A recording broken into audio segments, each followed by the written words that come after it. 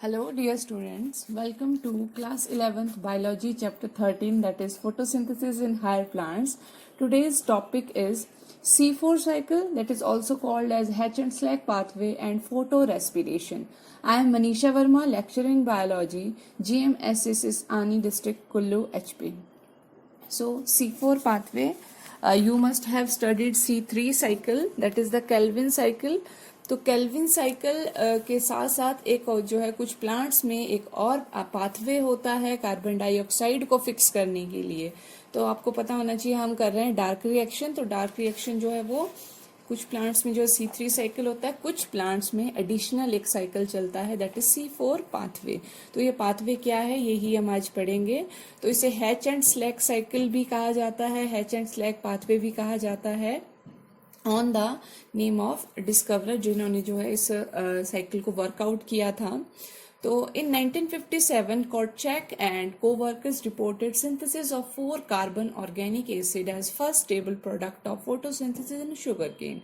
The same was further reported by Karpilov 1960 in maize leaves. Later in the year 1966, two scientists Hatch and Slack thoroughly investigated the additional pathway in these plants. तो क्या हुआ, जो कुछ coworkers थे ये जो है sugar cane या मेज पे काम कर रहे थे. तो जैसे C3 में हम कह रहे थे कि फर्स्ट स्टेबल प्रोडक्ट जो बनता था it was a 3 carbon product.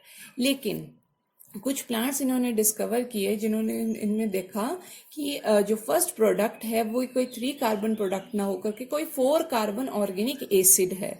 तो इस तरह से जो है फाइंडिंग्स चलती रही. बाद में 1966 में हैच एंड स्लैक नाम के साइंटिस्ट थे जिन्होंने एक एडिशनल पाथवे का पता लगाया.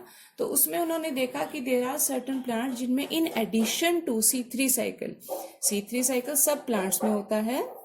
In addition to C3 cycle, one another cycle was taking place, that was the C4 cycle or the Hatch and Slack cycle.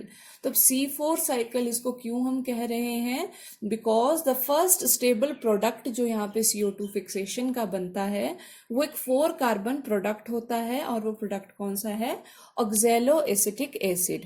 Calvin cycle में बना था PGA फॉस्फोग्लिसरिक एसिड. तो यहाँ पर C4 साइकिल में बन रहा है अ 4 carbon product that is oxaloacetic acid.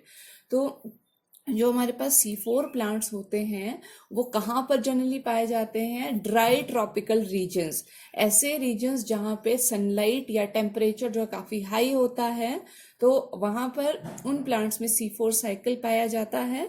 और इन एडिशन टू C3 साइकिल, ऐसा नहीं है कि C3 साइकिल वहाँ पे नहीं होता. तो ये जो है C4 पाथवे जो है प्लांट्स में एक तरह से आया क्यों था, ये इवॉल्व क्यों हुआ, क्योंकि there are certain limitation associated with C3 plants, हम आगे भी पढ़ेंगे. एक फोटो रेस्पिरेशन नाम का वेस्टफुल प्रोसेस होता है C3 प्लांट्स में. तो उससे बचने के लिए जो है ये C4 पाथवे जो है इवॉल्व हुआ था प्लांट्स के अंदर. तो यहाँ पर क्या होता है, ये जो प्लांट्स है इनिशियली जो क्या करते हैं, ये CO2 को फिक्स करते हैं एक एसिड में जो कि 4 कार्बन एसिड होता है, C4 एसिड होता है. तो C4 प्लांट्स जैसे मैंने पहले बताया आपको, these are found in tropical dry and hot region and subtropical region. There are more than 900 known species in which C4 cycle occurs. Among them more than 300 species belong to dicots and the rest belong to monocots. The important among them are sugarcane, maize, sorghum, Cypress rotundus, Digitaria brownie, Amaranthus, etc. You can see some of the C4 plants here. तो जो C4 plants होते हैं उनमें ऐसा क्या special होता है, मैंने कहा कि उन्होंने अपने में चेंजेस लाए हैं, इवॉल्व हुए हैं. वो क्यों इवॉल्व हुए हैं, तो हमारे पास जो स्पेशल फीचर्स होते हैं, इसके सबसे स्पेशल फीचर C प्लांट्स का, these plants have Kranz anatomy. तो Kranz type of leaf anatomy. Kranz means German term है ये, इट मीन्स हेलो और रेथ. व्हाट इज हेलो और रेथ, हेलो और wreath means a solid circle. तो wreath क्या होता है, जनरली आपने देखा होगा कभी किसी बड़े लीडर की किसी की डेथ हो जाती है तो श्रद्धांजलि अर्पित करने के लिए हम फूलों का एक जो है सर्कल सा यूज करते हैं, हार्ड सा, दैट इज रेथ. तो यहाँ पर क्या होता है, जो हमारे पास ये क्रॉस सेक्शन है C4 प्लांट की लीफ का. तो यहाँ पे आप देख रहे हो ये normal upper epidermis, lower epidermis, stomata है, साथ में है mesophyll cells. These are the mesophyll cells जो हर लीफ में आपने पढ़े, जिनमें क्लोरोप्लास्ट होते हैं। और यहाँ पर जो हमारे पास वेस्कुलर बंडल है, जो जाइलम और फ्लोएम जो लीफ को वेस्कुलराइज कर रहा है, उसके बाहर आप देख रहे हैं एक जो है लार्ज सेल्स की, एक जो मोटी सी जो है थिक सेल्स की जो है लेयर है। तो ये जो लेयर है, this layer is known as layer of bundle sheath cell. ये जो सेल्स हैं, these are the bundle sheath cells. तो ये बंडल शीथ सेल्स क्या कर रही हैं, these are forming a layer around the vascular bundle. So इस वजह से जो है this leaf anatomy is known as Kranz type of leaf anatomy, क्योंकि यहाँ पर क्या है, एक सर्कल, एक रेथ जो है बना हुआ है सेल्स का surrounding the vascular bundle. The chloroplast in leaves are dimorphic, और क्लोरोप्लास्ट भी यहाँ पर जो है वो दो तरह के होते हैं। The chloroplast of bundle sheath cells are larger in size and arrange centripetally. तो जो मीजोफिल सेल्स हैं, इसके जो क्लोरोप्लास्ट होते हैं वो स्मॉल है, डायग्राम में क्लियर है। और जो बंडल शीथ सेल हैं, इसके जो क्लोरोप्लास्ट है, they are larger in size. तो यहाँ पर हम क्या कहेंगे, इस तरह की जब होता है शेप में डिफरेंसेस होते हैं तो हम कहते हैं डाइमॉर्फिक टर्म हम यूज करते हैं। The chloroplast of bundle sheath cells are larger in size. और साथ में एक क्या डिफरेंस है, और they contain starch grains but lack grana. तो इनमें क्या है, हमारे पास स्टार्च ग्रेन्स तो होते हैं यहाँ पर, मीन्स यहाँ पर जो है ग्लूकोज जो फॉर्मेशन है वो तो हो रहा है, बट दे लैक ग्रेना। तो ग्रेना क्या होता है, थाइलेकॉइड्स के स्टैक को हम ग्रेना बोलते हैं। तो वो जो ग्रेना होते हैं वो बंडल शीथ सेल्स में एब्सेंट होते हैं। ये हम आगे बात करेंगे कि ऐसा अरेंजमेंट क्यों है। तो साथ ही मीजोफिल जो सेल्स हैं वो नॉर्मल सेल्स की तरह हैं, जैसे नॉर्मल मीजोफिल सेल्स होते हैं उनमें थाइलेकॉइड्स भी हैं और वो ग्रेना में अरेंज्ड भी हैं। The mesophyll cell on the other hand contain normal type of chloroplast जिनमें की ग्रेना होते हैं। The mesophyll cells perform C4 cycle and the cells of bundle sheath perform C3 cycle. तो जो यहाँ पर अब हमारे पास क्या है, मैंने आपको कहा था जो C3 प्लांट्स होते हैं उनमें एक वेस्टफुल प्रोसेस होती है फोटो रेस्पिरेशन, जिसमें क्या होता है, जो फिक्स्ड CO2 होता है प्लांट का वो वेस्ट होता है। वो कैसे वेस्ट होता है वो प्रोसेस हम आगे करने वाले हैं। तो उस वेस्टफुल प्रोसेस से बचने के लिए जो है कुछ प्लांट्स ने ये मैकेनिज्म इवॉल्व किया है कि उन्होंने क्या किया है, अपनी जो ऑक्सीजन इवोल्यूशन, क्योंकि ऑक्सीजन इवॉल्व होता है लाइट रिएक्शन में, तो उन्होंने क्या किया है, अपना जो लाइट रिएक्शन की जो साइट है और डार्क रिएक्शन की जो साइट है उसको सेपरेट कर दिया है। डार्क रिएक्शन की साइट यहाँ पर है बंडल शीथ सेल में, इसीलिए यहाँ पर हमने कहा कि दे कंटेन स्टार्च ग्रेन। मतलब जो C3 साइकिल इन प्लांट्स में होता है it occurs in bundle sheath cell, और जो हमारे पास C4 साइकिल है that occurs in mesophyll cells. तो इस तरह से फोटो रेस्पिरेशन से बचने के लिए जो है ये मैकेनिज्म इवॉल्व किया गया है। इसीलिए बंडल शीथ के जो सेल्स हैं उनमें ग्रेना नहीं है, क्योंकि जो हमारे पास फोटो सिस्टम होते हैं वो ग्रेना में होते हैं, थाइलेकॉइड में होते हैं, और वहीं से जो है ऑक्सीजन का इवोल्यूशन होता है। तो और क्या फीचर्स होते हैं इसमें, तो अब हम बात करते हैं इसकी बायोकेमिकल पाथवे। तो जो C4 साइकिल है वो क्यों चलता है, कैसे चलता है, उसका पूरा बायोकेमिकल पाथवे जो है हम करेंगे। तो initially the carbon dioxide of the atmosphere comes in contact with mesophyll cell where it combines with phosphoenol pyruvic acid to form oxaloacetic acid, a 4-carbon compound in presence of enzyme phosphoenol pyruvate carboxylase। तो सबसे पहले बात करते हैं mesophyll cell की। तो ये जो नीचे हमने सेल ड्रॉ किया है ये है बंडल शीथ सेल। अब आपको जो है क्लियर है पोजीशन। तो मीजोफिल सेल में सबसे पहले क्या होगा, जो एटमॉस्फेरिक CO2 जो स्टोमेटा के थ्रू अंदर एंटर कर रही है, तो यहाँ पर क्या होता है, CO2 जो है it combines with water H2O plus CO2, it changes into carbonic acid H2CO3, H2O plus CO2 changes into H2CO3, that is carbonic acid. This carbonic acid again splits into H positive plus HCO3 negative, a proton and a bicarbonate ion. This bicarbonate आइन combines with, तो इस bicarbonate आइन को यहाँ पर कौन सबसे पहले एक्सेप्ट करता है? फॉस्फोइनोल पाइरुवेट, एक 3 कार्बन जो प्रोडक्ट होता है, एसिड होता है हमारे पास. This accept this atmospheric CO2 in form of bicarbonate ion. Here it is fixed and there is formation of a C4 acid, oxaloacetic acid. तो ये जो है C4 एसिड यहाँ पे क्या बनता है? ऑक्जेलोएसिटिक एसिड बनता है. किस एंजाइम की हेल्प से? Enzyme phosphoenol pyruvate carboxylase. So this is known as first carboxylation, in which phosphoenol pyruvic acid is carboxylated to C4 acid, which subsequently donates 1 carbon as CO2 to the Calvin cycle, where second carboxylation takes place. जैसा कि मैंने आपको बताया, in plants में दोनों cycle चलते हैं, C4 as well as C3. तो यहाँ पर ये जो एसिड बना है ये इवेंचुअली क्या करेगा? बाद में इसका पर्पस क्या रहेगा? आगे जाकर के स्प्लिट होना और एक कार्बन डाइऑक्साइड मॉलिक्यूल देना. किसको? C3 साइकिल को. तो फर्स्ट कार्बोक्सिलेशन हुई कब? जब फॉस्फोइनोल पाइरुवेट के साथ कार्बन डाइऑक्साइड कंबाइन हुई और ऑक्जेलोएसिटिक एसिड बना. सेकेंड कार्बोक्सिलेशन कब होगी? जब इस कार्बन डाइऑक्साइड मॉलिक्यूल को C3 साइकिल एक्सेप्ट करेगा.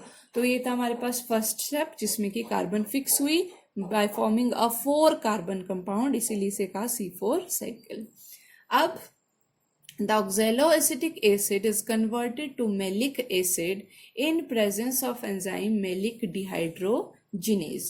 तो हमारे पास क्या होता है? अब ये जो oxaloacetic acid है ये जो है मेलिक एसिड नाम के एसिड में कन्वर्ट हो जाता है. ये भी 4 कार्बन एसिड ही होता है लेकिन ज़्यादा स्टेबल होता है. तो एंजाइम मेलिक डिहाइड्रोजिनेज की प्रेजेंस में जो है ये मेलिक एसिड में कन्वर्ट हो जाता है. और कुछ कैटेगरीज ऐसी भी होती हैं प्लांट्स की जिनमें कि ये ऑक्जेलोएसिटिक एसिड एस्पार्टिक एसिड में चेंज हो जाता है by transamination. Means amino group एक ऐड होता है और ये एस्पार्टिक एसिड में चेंज हो जाता है. तो अब जो ये C4 एसिड है, चाहे ऑक्जेलोएसिटिक एसिड है, चाहे मेलिक एसिड है, चाहे एस्पार्टिक एसिड है, depending upon plant to plant, generally it is malic acid. These are transported to the cells of bundle sheath. अब ये जो एसिड यहाँ पर C4 एसिड जो बना, तो मेलिक एसिड सपोज बना, this will be transported to the bundle sheath cell. Bundle sheath cell में ये ट्रांसपोर्ट हो गया. अब बंडल शीथ के क्लोरोप्लास्ट में ये क्या होगा? The malic acid it is decarboxylated. अब ये जो एसिड यहाँ पे बना ये डीकार्बोक्सिलेट होगा to yield pyruvic acid and CO2 in presence of malic enzyme. इस C4 एसिड की डीकार्बोक्सिलेशन किस एंजाइम की हेल्प से हुई? मेलिक एंजाइम की. तो malic acid plus NADP changes into pyruvic acid plus NADPH plus CO2. तो ये डीकार्बोक्सिलेशन हुई. यहाँ पर एक CO2 मॉलिक्यूल जो है वो रिलीज हुआ, एक C3 acid that is pyruvic acid यहाँ पे बना. तो ये जो CO2 मॉलिक्यूल है it will be now fixed by Calvin cycle, जहाँ की सेकेंड कार्बोक्सिलेशन होगी. अब जो है नेक्स्ट स्टेप में क्या होता है? तो CO2 इस तरह से जब रिलीज होती जा रही है बंडल शीथ सेल में, तो कार्बन डाइऑक्साइड की कंसंट्रेशन वहां पर जो है वो बढ़ जाती है. The chloroplast of the cell contain enzyme of Calvin cycle so that CO2 is fixed to carbohydrate. पहले भी हमने बात की थी बंडल शीथ सेल में जो स्टार्च ग्रेन बन रहे हैं. The sugars formed in bundle sheath cell by C3 cycle are transported into the phloem. Direct जो फ्लोएम में वो चली जाती हैं. अब जो पायरुविक एसिड यहाँ पे बना था फॉर्म्ड बाय द डीकार्बोक्सिलेशन, जो यहाँ पे डीकार्बोक्सिलेशन हुआ था 4 एसिड C4 एसिड का, यहाँ पे C3 acid that is pyruvic acid की फॉर्मेशन हुई.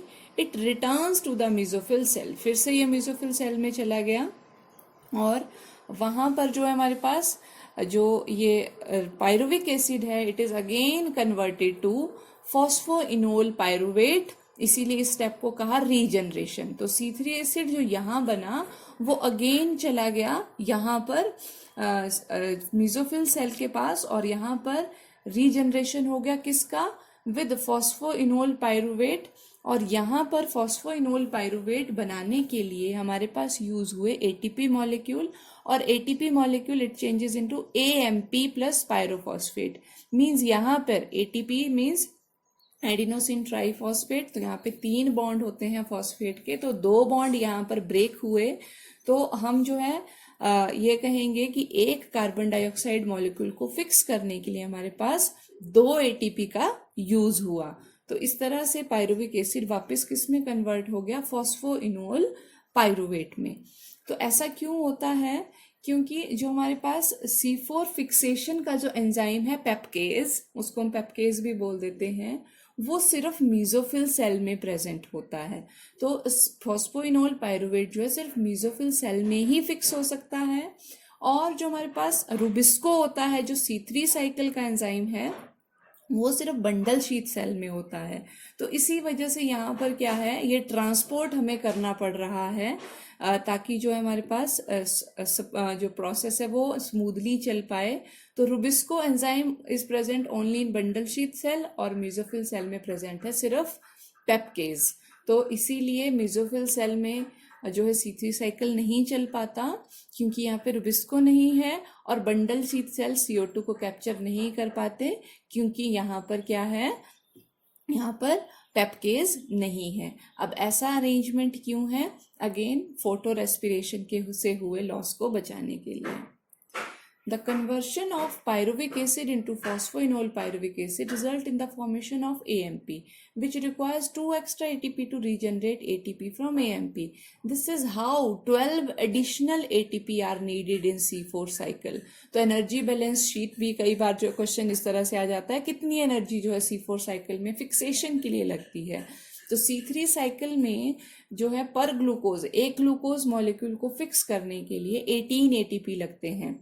तो उसी तरह से C4 में जो है C3 साइकिल तो हो ही रहा है, ये 18 ATP तो लगेंगे ही लगेंगे, साथ में 12 ATP और लगे, कब, किस स्टेप पर, जब पायरुविक एसिड कन्वर्ट हुआ फॉस्फोइनोल पायरुवेट में। तो वहां पर जो हमारे पास एक ग्लूकोज मॉलिक्यूल बनाने के लिए 6 कार्बन लगे, तो हर कार्बन को फिक्स करने के लिए 2 ATP लगे, तो 6 × 2 = 12। तो 12 एडिशनल ATP C4 साइकिल में लगते हैं। तो टोटल एनर्जी एक्सपेंडिचर जो आता है वो 30 ATP आता है। तो यही बात मैंने आपको बताई, mesophyll cell lack rubisco and have only PEPcase, where the bundle sheet cell have rubisco and lack PEPcase. इसीलिए हमने देखा बार बार जो एसिड हम क्या कर रहे थे, उनको ट्रांसपोर्ट कर रहे थे CO2 को कैप्चर करने के बाद। तो सिग्निफिकेंस क्या है C4 साइकिल का, तो C4 plants can absorb CO2 even from a much low concentration when the C3 plants fail to avail it।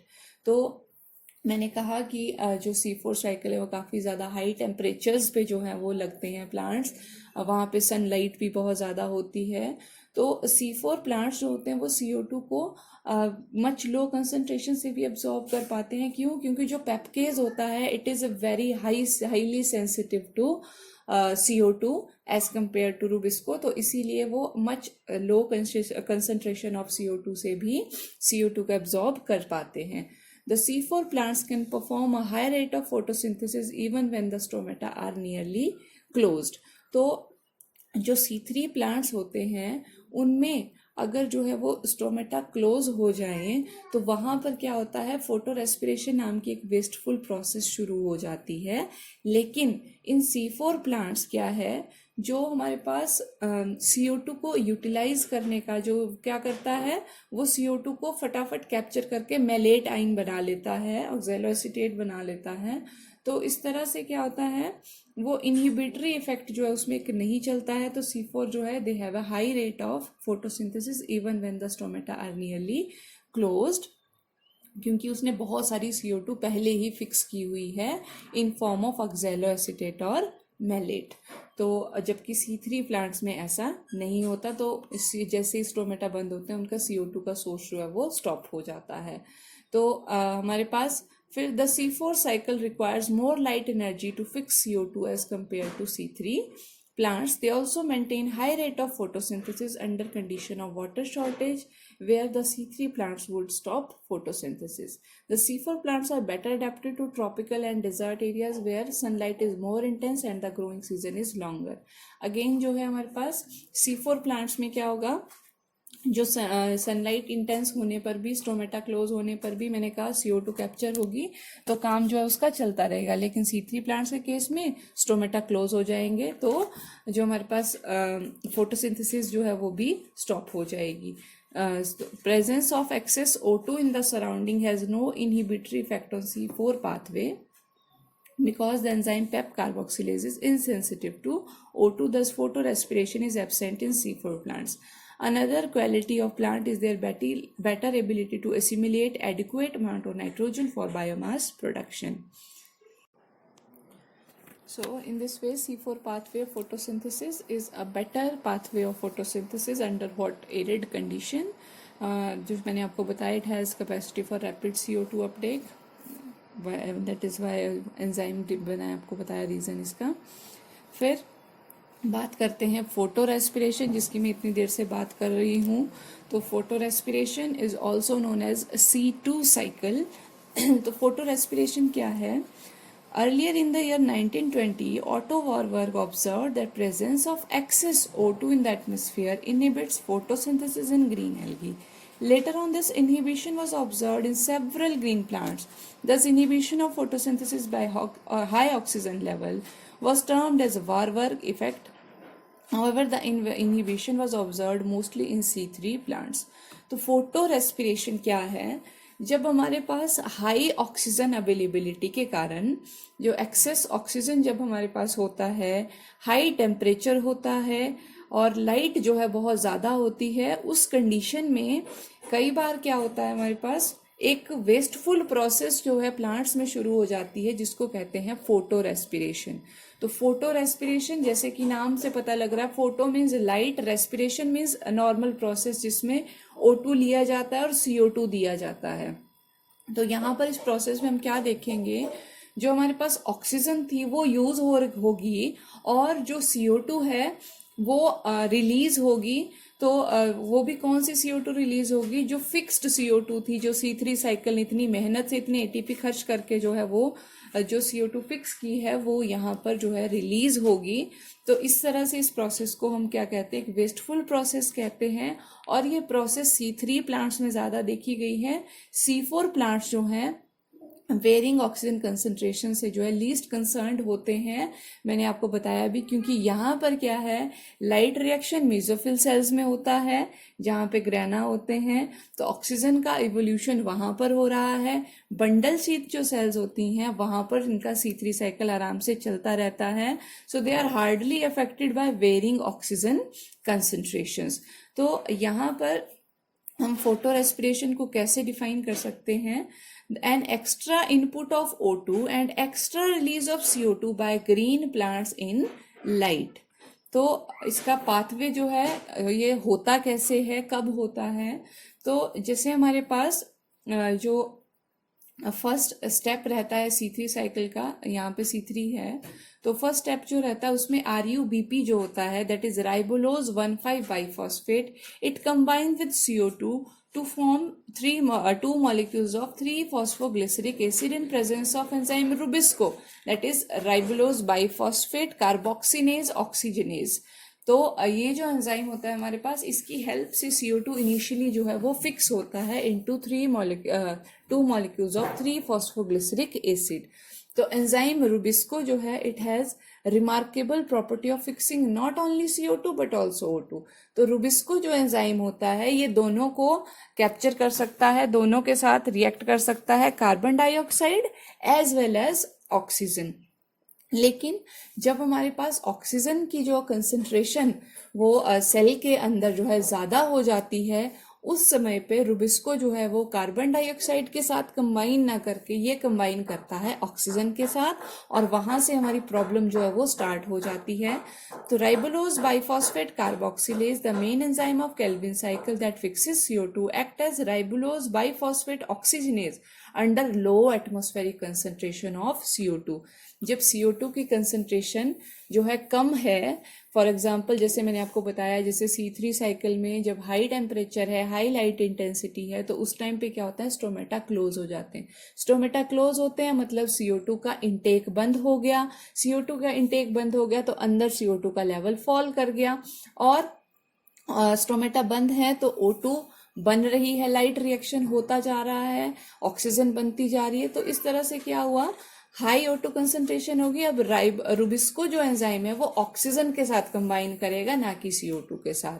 और जब ऐसा होता है तो क्या होगा, तो RUBP oxygenase splits a molecule of ribulose 1,5-biphosphate into one molecule each of 3-phosphoglyceric acid and 2-phosphoglycolic acid. तो यहाँ पर क्या बनता है, फर्स्ट इसके ब्रेक होने से जो हमारे पास 2-phosphoglycolic एसिड एंड 1 मॉलिक्यूल बनता है 3-phosphoglyceric एसिड का. तो इसीलिए से C2 साइकिल भी कहा, क्योंकि पहला जो प्रोडक्ट यहाँ बना वो एक 2 कार्बन प्रोडक्ट बना, दैट इज फॉस्फोग्लाइकोलिक एसिड.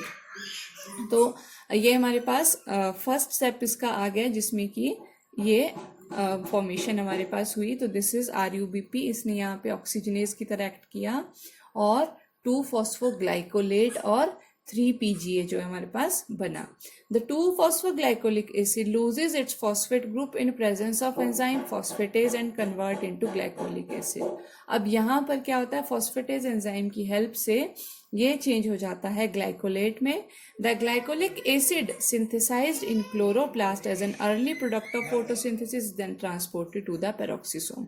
तो फोटो रेस्पिरेशन में आपने ध्यान देना है, यहाँ पे साइमल्टेनियसली 3 ऑर्गेनेलीज जो है वो इफेक्ट होती हैं, क्लोरोप्लास्ट, पेरोक्सिसोम और माइटोकॉन्ड्रिया. तो अब ये जो ग्लाइकोलिक एसिड बना ये ट्रांसपोर्ट हो जाएगा पेरोक्सिसोम में. तो ये ग्लाइकोलिक एसिड यहाँ पर रिएक्ट करेगा ऑक्सीजन के साथ and it is oxidized to glyoxylic acid and H2O2 hydrogen peroxide यहाँ पर बन जाता है.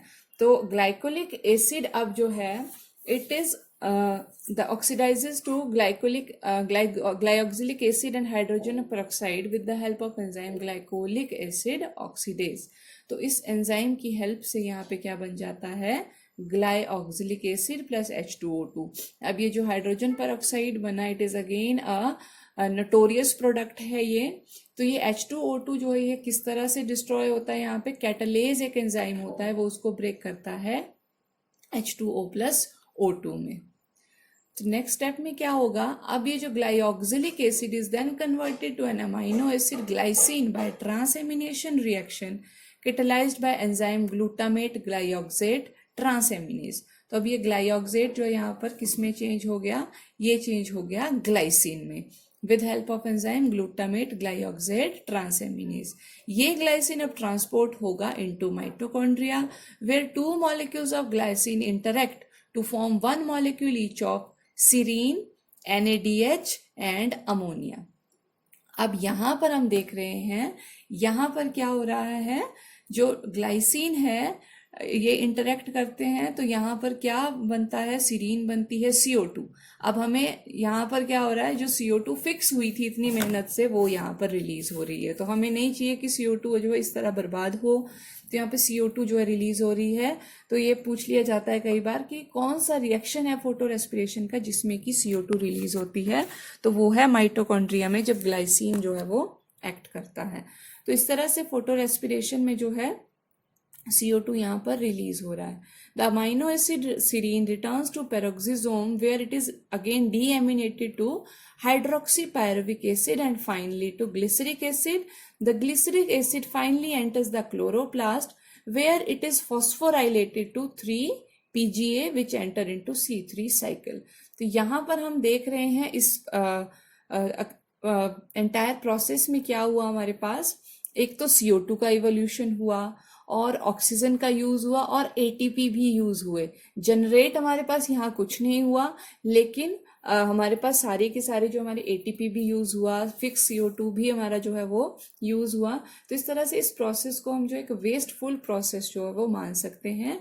तो C3 प्लांट्स में इससे बचने के लिए कोई मैकेनिज्म नहीं है, लेकिन C4 प्लांट्स ने इसके लिए क्या है, अडेप्टेशंस कर ली हैं. उन्होंने अपनी जो CO2 को कैप्चर करने की जो साइट है, पैपकेज जो एंजाइम है उसको सेपरेट रखा है और अपना जो रुबिस्को एंजाइम है उसको ऑक्सीजन से प्रोटेक्ट करने के लिए उन्होंने अलग जगह पे रखा है. क्योंकि जो बंडल शीथ सेल्स होते हैं they are impervious to gases, उनमें जो है गैसेस जो है वो नहीं जा पाती हैं. इसीलिए वहाँ पर जो हमारे पास एसिड बन रहे थे वो एसिड वहाँ ट्रांसपोर्ट हो रहे थे. तो बंडल शीथ सेल में जो हमारे पास एसिड जो है वो ट्रांसपोर्ट हो रहा था, आगे जाकर के उसकी डिकार्बोक्सिलेशन हो रही थी, वहाँ से CO2 रिलीज हो रहा था, तब जाके वहाँ पे C3 साइकिल चल रहा था. लेकिन C3 प्लांट्स में ऐसा कोई मैकेनिज्म नहीं है, डायरेक्टली जो रुबिस्को एंजाइम है वो ऑक्सीजन के संपर्क में जो है वो जल्दी वहाँ पर आ जाता है।